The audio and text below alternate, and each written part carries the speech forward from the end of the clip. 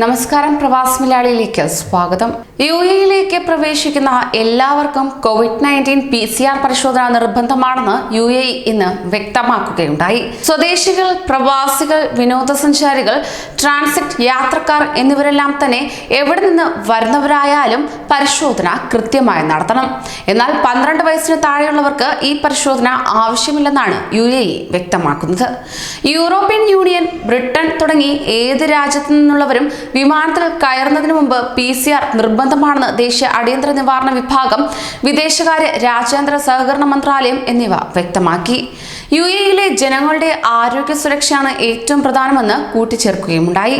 Dubai ഒഴിച്ച് മറ്റ് എമിറേറ്റുകളിലെത്തുന്നവർക്ക് ICL അനുമതിയാണ് വേണ്ടത്.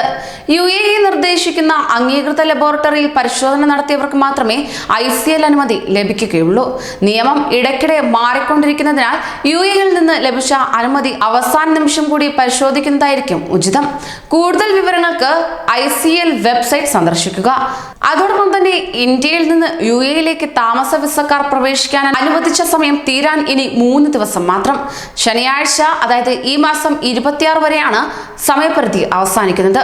ഈ മാസം 12-ന് ആരംഭിച്ച പ്രത്യേക വിമാന സർവീസിൽ ഇതുവരെ ഒട്ടേറെ പ്രവാസികൾ UAEയിൽ എത്തിക്കഴിഞ്ഞു.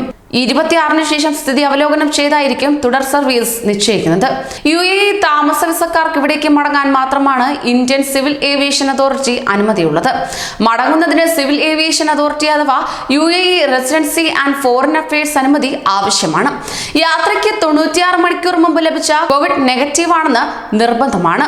കൂടുതൽ പ്രവാസി വാർത്തകൾക്കായി ഈ ചാനൽ സബ്സ്ക്രൈബ് ചെയ്യൂ.